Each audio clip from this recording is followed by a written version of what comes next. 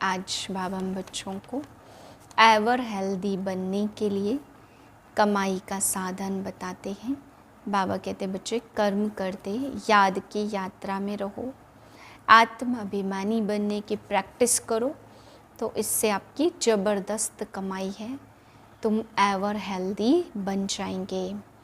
फिर बाबा समझा रहे तुम्हारी मुख्य सब्जेक्ट है पावन बनने की, क्योंकि पावन बनने वाले बच्चे ही खुदाई खिदमतगार बनते। बाबा कहते तुम्हें निश्चय और नशा होना चाहिए कि हम खुदाई खिदमतगार बनकर, पावन बनकर, भगवान के मददगार बनकर विश्व में, आने वाले विश्व में अपना राज्य स्थापन कर रहे हैं और हमारा राज्य स्थापन होने वाला है, यह निश्चय रहे। तो बाबा कहते ऐसे बच्चों को नशा भी चढ़ेगा। फिर बाबा समझा रहे कि अंत समय में एक बाप ही याद आए, उसके लिए प्रैक्टिस करनी है। बाबा ने मिसाल बताया कि किसी को कहा कि तुम ये याद करो मैं भैंस हूँ, मैं भैंस हूँ, तो मैं भैंस हूँ, मैं भैंस हूँ याद करते करते उसकी बुद्धि में पक्का बैठ गया, वही भान आ गया कि मैं भैंस हूँ। तो उसको कहा कि दरवाजे से बाहर निकलो, तो कहा कैसे निकलूँ, मैं तो भैंस हूँ। तो बाबा कहते जब जो चीज़ नहीं है और बोलते बोलते वही आभास हो सकता है, तो ऐसे ही हमें इस मिसाल से प्रैक्टिस करनी है। अंतमति सोगति, अंत में बाबा याद आए, ऐसी प्रैक्टिस करें आत्माभिमानी बनने की, जो बाबा कहते हैं अच्छी गति को प्राप्त करें। ओम शांति।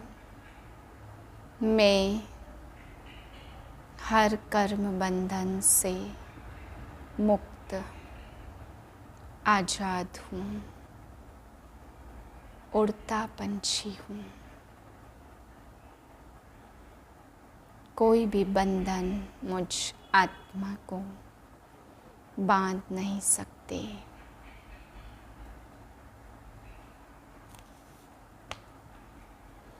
छः 5/2024 के महावाक्य हैं। मीठे बच्चे, इस जन्म के पापों से हल्का होने के लिए बाप को सच सच सुनाओ और पिछले जन्मों के विकर्मों को योग अग्नि से समाप्त करो। प्रश्न है खुदाई खिदमतगार बनने के लिए कौन सी एक चिंता फुरना रहना चाहिए?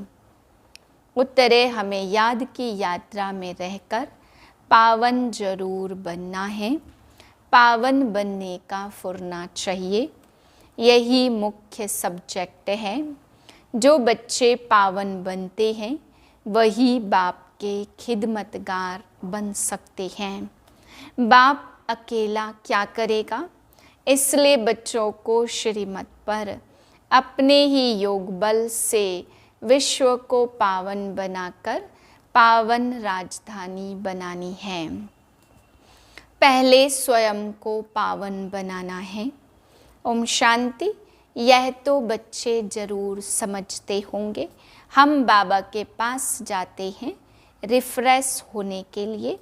वहाँ सेंटर्स पर जब जाते तो ऐसे नहीं समझ सकते।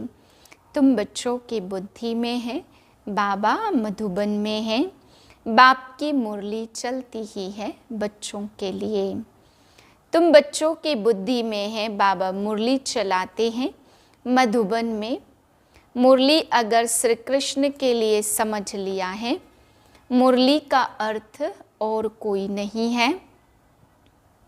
तुम बच्चों को अब अच्छी तरह से समझ आई है ना?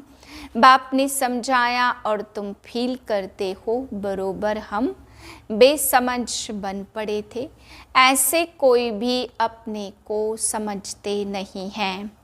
यहाँ जब आते हैं तब निश्चय बुद्धि होते हैं, बरोबर हम बहुत बेसमझ बन गए थे। तुम सतयुग में कितने समझदार विश्व के मालिक थे। कोई मूर्ख थोड़े विश्व के मालिक बन सकते हैं। यह लक्ष्मी नारायण विश्व के मालिक थे। इतने समझदार थे तब तो भक्ति मार्ग में पूजे जाते हैं। जड़ चित्र कुछ बोल तो नहीं सकते। शिव बाबा की पूजा करते हैं, वह कुछ बोलते हैं क्या?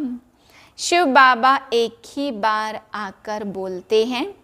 पूजा करने वालों को भी पता नहीं है कि यह ज्ञान सुनाने वाला बाप है। श्री कृष्ण के लिए समझते हैं उसने मुरली बजाई। जिसकी पूजा करते उनके ऑक्यूपेशन को बिल्कुल भी नहीं जानते, तो यह पूजा आदि निष्फल ही हो जाएगी। जब तक बाप आए, तुम बच्चों में कईयों ने वेद शास्त्र आदि कुछ भी पढ़े नहीं हैं। अब तुम्हें एक सत्य बाप पढ़ा रहे हैं। तुम समझते हो बरोबर सच्चा पढ़ाने वाला एक ही बाप है।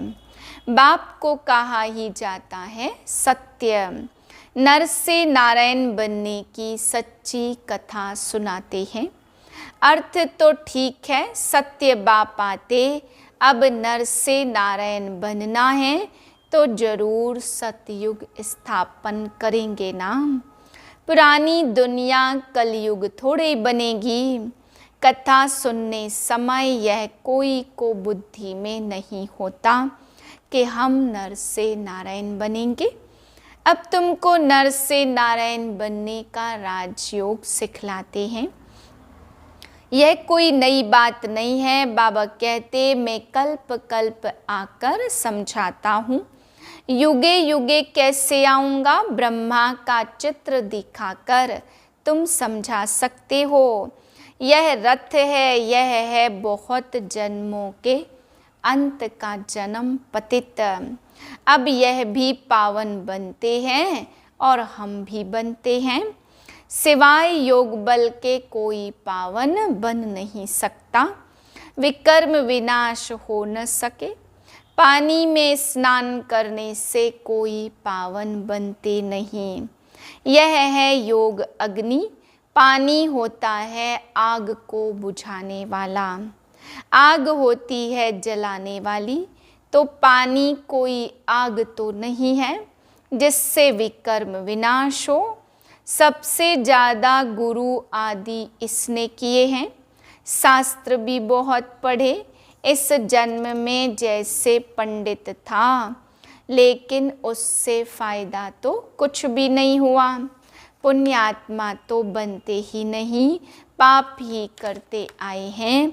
बाप ने समझाया, जो अपने को बच्चे समझते हैं तो इस जन्म में जो पाप आदि किए हैं, जबकि सम्मुख बाप आया है तो पाप कर्म बता देने चाहिए तो हल्का हो जाएगा। इस जन्म में हल्के हो जाएंगे। फिर पुरुषार्थ करना है। जन्म जन्मांतर के पाप कर्म का बोझा जो सिर पर है उसे उतारना है। बाप योग की बात समझाते, योग से ही विकर्म विनाश होंगे। यह बातें तुम अभी सुनते हो। सतयुग में यह बातें कोई सुना न सके। यह सारा ड्रामा बना हुआ है। सेकंड बाय सेकंड यह सारा ड्रामा फिरता रहता है। एक सेकंड ना मिले दूसरे से। सेकंड बाय सेकंड आयु भी कम होती जाती है। अभी तुम आयु को कम होने से ब्रेक देते हो और योग से आयु को बढ़ाते हो। अब तुम बच्चों को अपनी आयु को बड़ा बनाना है योग बल से। योग के लिए बाबा बहुत जोर देते, परंतु कई समझते नहीं हैं। कहते हैं बाबा हम भूल जाते हैं। तब बाबा कहते योग कोई और बात नहीं है, यह है याद की यात्रा। बाप को याद करते करते पाप कटते जाएंगे, अंतमति सोगति हो जाएगी। इस पर एक मिसाल भी देते हैं। कोई ने किसको कहा तुम भैंस हो, तो बस वह समझने लगा मैं तो भैंस हूँ। बोला इस दरवाजे से निकलो, तो बोला मैं तो भैंस हूँ। कैसे निकलूँ, सचमुच जैसे भैंस बन गया। यह एक मिसाल बैठ बनाया, बाकी कोई ऐसा है नहीं। यह कोई यथार्थ मिसाल नहीं है, हमेशा रियल बात पर मिसाल दिया जाता है। इस समय बाप तुमको समझाते, उनके फिर भक्ति मार्ग में त्योहार बनाए। कितने मेले मलाखड़े आदि होते, बाकी इस समय जो कुछ होता उनके त्योहार बन जाते। तुम यहाँ कितने स्वच्छ बनते हो, मेले मलाखड़े में तो कितने मैले हो पड़ते, शरीर को मिट्टी मलते और समझते हैं पाप मिट जाएंगे। बाबा का खुद यह सब किया हुआ है। नासिक में पानी बहुत गंदा होता, वहाँ जाकर मिट्टी मलते हैं, समझते हैं पाप विनाश को हो जाएंगे। फिर उस मिट्टी को साफ करने के लिए पानी ले आते हैं। विलायत में कोई बड़े महाराजा आदि जाते थे तो गंगा जल का मटका साथ ले जाते थे, फिर स्टीमर में वही पानी पीते थे। आगे एरोप्लेन मोटर आदि थे नहीं। 100-150 वर्षों में क्या क्या बन गया है। सतयुग आदि में यह साइंस आदि काम में आती, वहाँ तो महल आदि बनाने करने में देरी नहीं लगती है। अभी तुम्हारी बुद्धि पारस बुद्धि बनती है तो सब काम सहज कर लेती है। जैसे यहाँ मिट्टी की ईंटें बनती और वहाँ सोने की बनती, इस पर माया मच्छंदर का खेल दिखाते। यह तो उन्होंने नाटक बैठ बनाए हैं दिखाने के लिए। बरोबर स्वर्ग में सोने की ईंटें हैं, उनको कहा ही जाता गोल्डन एज, इसको कहा जाता आयरन एज। स्वर्ग को तो सभी याद करते, चित्र भी उन्हों के कायम हैं। कहते भी हैं आदि सनातन धर्म, और फिर हिंदू धर्म कह देते। देवता के बदले हिंदू कह देते, क्योंकि विकारी हैं तो देवता कैसे कहे। तुम कहाँ भी जाते हो तो यह समझाते हो, क्योंकि तुम हो मैसेंजर पैगंबर। बाप का परिचय हर एक को देना है। कोई झट समझेंगे कि बरोबर तुम ठीक कहते हो, दो बाप बरोबर है। कोई कह देते परमात्मा तो सर्वव्यापी है। तुम समझते हो एक से हद का वर्षा मिलता और लौकिक बाप से बेहद का वर्षा मिलता। 21 जन्म के लिए यह ज्ञान भी अभी है, वहाँ यह ज्ञान नहीं रहता। संगम पर ही वर्षा मिलता, जो फिर 21 पीढ़ी जन्म बाय जन्म तुम राज्य करते हो। तुम सारे विश्व के मालिक बनते हो, यह तुमको अभी मालूम पड़ा है। जो पक्के निश्चय बुद्धि हैं, उनको कोई संशय उठाने की बात नहीं है। बेहद के बाप से बेहद का वर्षा मिलता। शिव बाबा आएंगे तो जरूर कुछ वर्षा देते होंगे ना। इसलिए बाबा कहते यह बैज बहुत अच्छा है, इसे सदा लगा कर रखना है। घर घर में मैसेज देना है, कोई माने या न माने। विनाश आएगा तो समझेंगे भगवान आया हुआ है। फिर जिन्हों को तुमने मैसेज दिया होगा वे याद करेंगे कि यह सफ़ेद पोश वाले फरिश्ते कौन थे। सूक्ष्म वतन में भी तुम फरिश्ते देखते हो ना। तुम जानते हो मम्मा बाबा योग बल से ऐसा फरिश्ता बनते हैं, तो हम भी बनेंगे। यह सब बातें बाप इसमें प्रवेश कर तुमको समझाते हैं, डायरेक्ट नॉलेज देते हैं। जो बाबा में नॉलेज है वह तुम बच्चों में भी है। जब ऊपर में जाते हो तो नॉलेज का पार्ट भी पूरा हो जाता, फिर जो पार्ट मिला वह सुख का पार्ट बजाते और यह नॉलेज भूल जाती है। तो तुम बच्चे कहाँ भी जाते हो तो मैसेंजर की निशानी है, यह बैज साथ में जरूर चाहिए। भल कोई हंसी करे इस पर क्या हंसी करेंगे, तुम तो यथार्थ बात सुनाते हो। यह बेहद का बाप है, इसका नाम है शिव बाबा, वह कल्याणकारी हैं, वह आकर स्वर्ग की स्थापना करते हैं। बच्चे यहाँ आते हो, मुरली सुनकर जाते हो, तो फिर सुनानी भी चाहिए। ऐसे नहीं सिर्फ एक ही ब्राह्मणी मुरली चलाए, ब्राह्मणी को आप समान बनाकर तैयार करना चाहिए, तब बहुतों का कल्याण कर सकेंगे। अगर एक ब्राह्मणी कहाँ चली जाती है तो दूसरी क्यों नहीं सेंटर चला सकती? क्या धारणा नहीं की है? स्टूडेंट को पढ़ने पढ़ाने का शौक चाहिए। मुरली तो बहुत सहज है, कोई भी धारण कर क्लास करा सकते हैं। यहाँ तो बाप बैठे, बाप बच्चों को कहते कोई भी बात में संशय नहीं होना चाहिए। एक बाप ही है जो सब कुछ जानते हैं, एक ही एम ऑब्जेक्ट है, इसमें कोई प्रश्न आदि पूछने का भी नहीं रहता। सुबह को भी बैठ बच्चों को याद की यात्रा में मदद करता हूँ।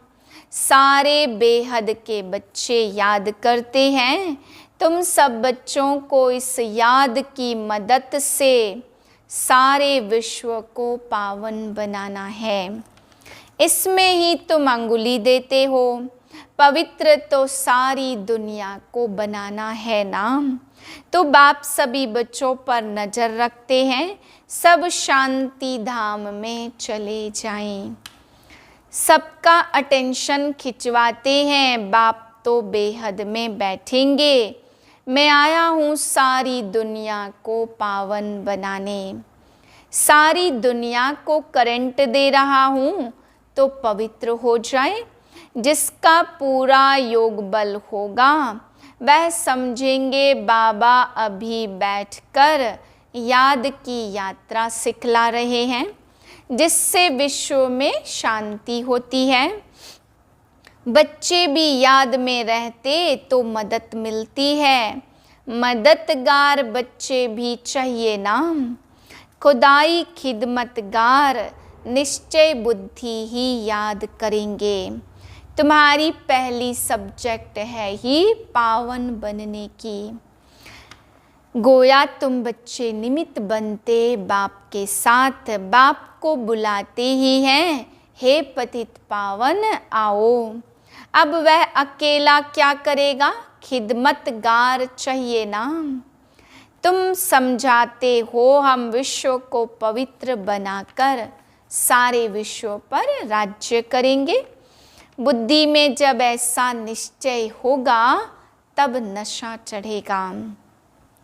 तुम बच्चे जानते हो हम बाप की श्रीमत से अपने योग बल से अपने लिए राजधानी स्थापन कर रहे हैं। यह नशा चढ़ना चाहिए, यह है रूहानी बात। बच्चे समझते हर कल्प बाबा इस रूहानी बल से हमको विश्व का मालिक बनाते। यह भी समझते शिव बाबा आकर स्वर्ग की स्थापना करते। अभी सिर पर इस याद की यात्रा का फुरना है, पुरुषार्थ करना है। धंधा आदि करते भी याद की यात्रा में रहे। एवर हेल्दी बनाने के लिए बाप कमाई बड़ी जबरदस्त कराते। इस समय सब कुछ भुलाना पड़ता है। हम आत्माएं जा रही हैं तो आत्माभिमानी बनने की प्रैक्टिस कराई जाती। खाते पीते चलते फिरते यह क्या बाप को याद नहीं कर सकते? कपड़ा सिलाई करते बुद्धि योग बाप की याद में रहे। बहुत सहज है यह तो समझते हो, 84 का चक्र पूरा हुआ। अभी हम बाप आत्माओं को राजयोग सिखलाने आए हैं। यह वर्ल्ड की हिस्ट्री ज्योग्राफी रिपीट होती है। पुराने शरीर हैं तो समझते हैं, इनको छोड़ वापस घर जाना है। बाप आकर सबकी सदगति करते, साधुओं का भी उद्धार करते। अच्छा मीठे मीठे सिकिलदे बच्चों प्रति माता पिता बाप दादा का याद प्यार गुड मॉर्निंग। रूहानी बाप की रूहानी बच्चों को नमस्ते। हम रूहानी बच्चों की रूहानी बाप को नमस्ते। धारणा के लिए पहली पॉइंट, मुरली सुनकर फिर सुनानी है। पढ़ने के साथ साथ पढ़ाना भी है। कल्याणकारी बनना है। बैज मैसेंजर की निशानी है, यह सदा लगा कर रखना है। दूसरी पॉइंट, विश्व में शांति स्थापन करने के लिए याद की यात्रा में रहना है। जैसे बाप की नज़र बेहद में रहती, सारी दुनिया को पावन बनाने के लिए करंट देते, ऐसे फॉलो फादर कर मददगार बनना है। वरदान कर्म और योग के बैलेंस द्वारा कर्मातीत स्थिति का अनुभव करने वाले कर्म बंधन मुक्त भाव। कर्म के साथ साथ योग का बैलेंस हो तो हर कर्म में स्वतः सफलता प्राप्त होती है। कर्म योगी आत्मा कभी कर्म के बंधन में नहीं फंसती। कर्म के बंधन से मुक्त को ही कर्मातीत कहते हैं। कर्मातीत का अर्थ यह नहीं है कि कर्म से अतीत हो जाओ। कर्म से न्यारे नहीं, कर्म के बंधन में फंसने से न्यारे बनो। ऐसे कर्मयोगी आत्मा अपने कर्म से अनेकों का कर्म श्रेष्ठ बनाने वाली होगी। उसके लिए हर कार्य मनोरंजन लगेगा, मुश्किल का अनुभव नहीं होगा। स्लोगन है, परमात्म प्यार ही समय की घंटी है जो अमृत वेला उठा देती है। ओम शांति।